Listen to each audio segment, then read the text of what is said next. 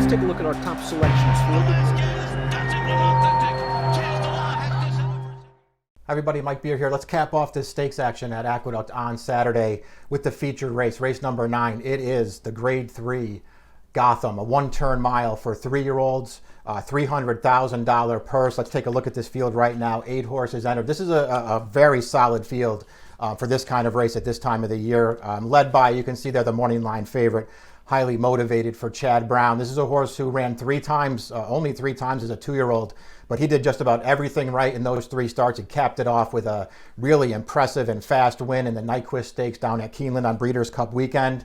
He's going to return from the layoff here. He's going to stretch out to a mile. I think this is a pretty highly anticipated return for this horse who, there was a lot to like about him as a 2-year-old. You also have a couple of horses shipping in from California for guys named O'Neill and Baffert. These are 2 horses who have already run well a couple of times in their careers. Capo Kane, your Jerome winner over this track and distance back on New Year's Day. He just finished 3rd in the Withers, going longer. He's going to cut back in here.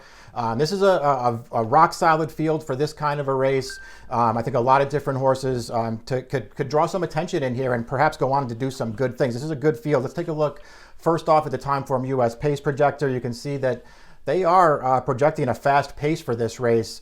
We'll see how it all plays out. They have wiped the slate up there. The 4, he's one of those California shippers, and obviously he's going to be placed forward on the pace projection because they work off of the fractions of their most recent races. Wipe the Slate is exiting the Grade 3 Robert B. Lewis out there at Santa Anita. That race was run at a wicked pace, and he was part of it in there. You don't want to be too hard on him for the ultimate finishing position because that pace was really, really fast. He's going to cut back in here. I do expect that he will be forward in here. Freedom Fighter, the other California shipper for trainer Bob Baffert, he's been on the lead in his first 2 starts. Those weren't super fast paces, but I suspect that he will show speed in here. Even the 6 Capo Kane is the kind of horse who might wind up going forward in this race. He is cutting back out of a longer race.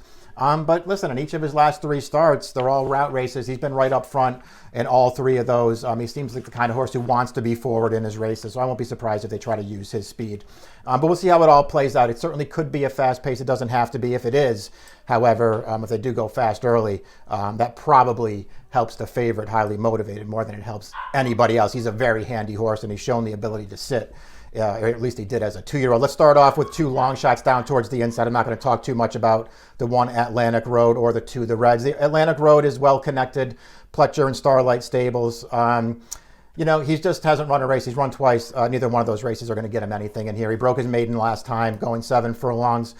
He had the advantage of riding a very strong rail as the favorite that day, and he just held on with a 63 buyer. He has to improve significantly to even be close in here. The Reds is another longer price. I don't feel like the Reds is the kind of horse who's like totally hopeless in races like this. Maybe right now he is. He's a little slow. He's already run 5 times. I feel like could be a little underrated. He's got a little bit of potential, this horse. He just broke his maiden going longer. He's going to cut back in here.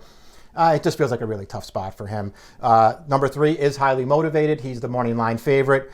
Again, if you go back and watch any one of his 3 starts last year as a 2-year-old, you can just tell that this horse has some real ability. I mean, he lost his career debut at Saratoga over a muddy sealed track, but he ran really well that day. Just got run down late by a stablemate of his who was acting very green. But this horse ran well. They got bumped at the start. He raced up to chase the pace. He just did a lot of work in there, and he just got beat. And then in his next 2 starts, they just sort of pointed him out. They were on fast tracks, and they pointed him out as a horse who you felt like was just going to be good. He broke his maiden at Belmont going 6.5. The kind of race where he just sat in behind. He always looked like he had a lot of horse. He had to wait for quite a while before he got somewhere to run. But he just held his position until it was time to go. Once he finally got that seam to run through, he settled that race very quickly. It was an impressive maiden win. And then he came back again down at Keeneland on Breeders' Cup weekend for the Nyquist, and we'll look at the stretch run of that race right now. This is a really impressive win. He just sat off the pace. He came to the outside in the stretch, and he just runs this field right over. A really impressive win. And not only was it visually impressive, it was fast. I mean, he earned a 96 buyer speed figure winning this race.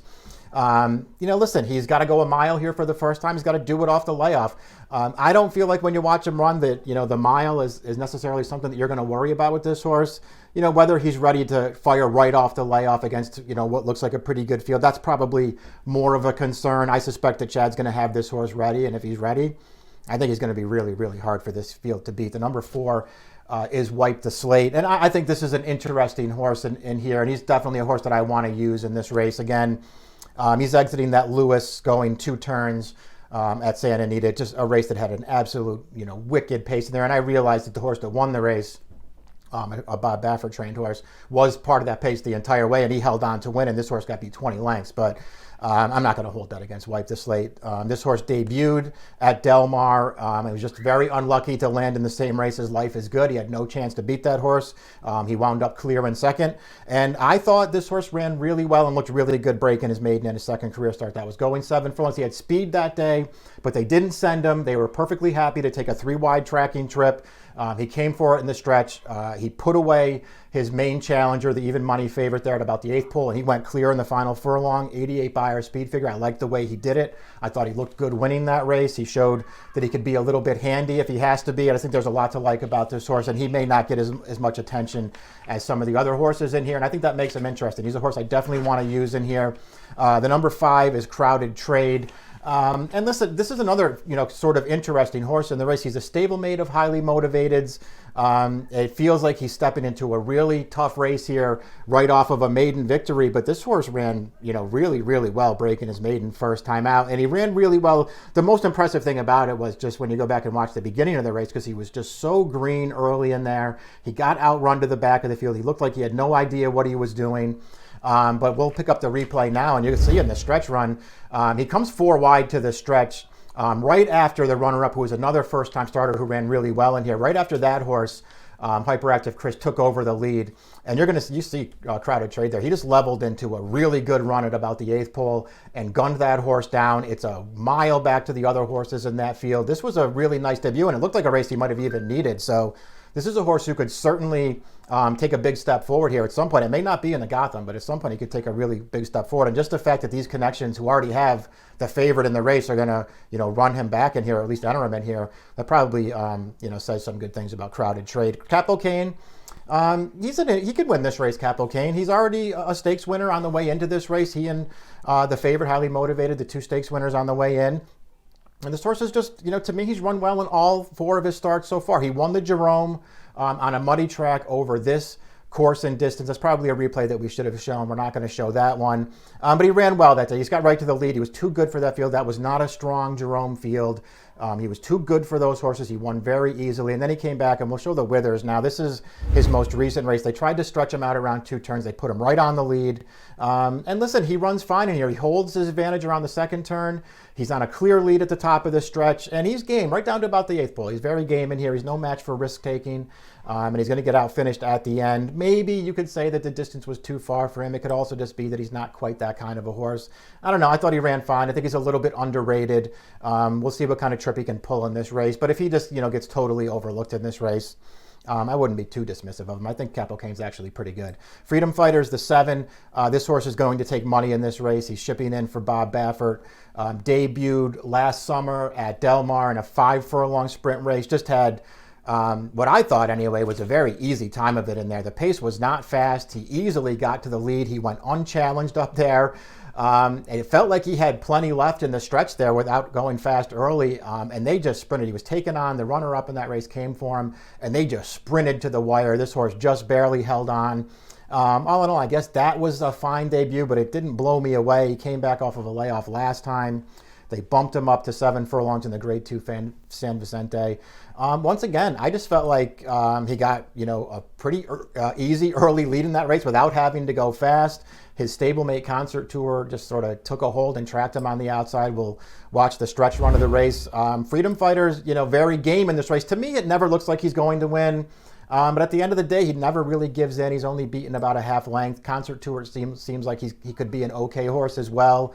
And it did return a 94 Beyer speed figure for this horse, so there's not really that much to knock. His 2 races just leave me a little bit cold. And for a horse that's going to ship in here with a figure for Baffert, he's going to take money in here. And I'm just not really taken by his 2 races. Maybe I'm just totally wrong about him and he'll show speed and win this race or run really well, but I wasn't sold on Freedom Fighter. I wanted to use other horses in here. The 8 is Wayburn, right off of a maiden win last time. He does feel like the kind of horse who's taking steps forward in his career. He didn't beat a very strong field last time. That was on a wet track. He has since been listed as a vet scratch out of a different race. So there were things to be concerned about with Wayburn, aside from the competition he's facing here. But he has a chance to turn out to be an okay horse, and it is trained by Jimmy Jerkins. He doesn't feel like he's just going to throw a horse in here to have a runner in a graded stake. So maybe that's a good sign, but he looks like he's in pretty tough here in what looks like a pretty strong running to the Gotham to me. Let's take a look at the picks, because I ultimately did decide to go with Highly Motivated on top. I know he's the favorite. I just think he's really hard to knock, and I liked everything he did as a 2-year-old. I'm expecting him to come back off the layoff and run well, and I put him over Wipe the Slate. I thought about putting Wipe the Slate on top. I really liked his win 2 starts back, and I want to give him a pass for the last one. I think he's dangerous in here at a price. I went 3, 4, 6, and 7 in a really good running of the Grade 3 Gotham Saturday at Aqueduct, race number 9, approximate post time 5:07. Good luck.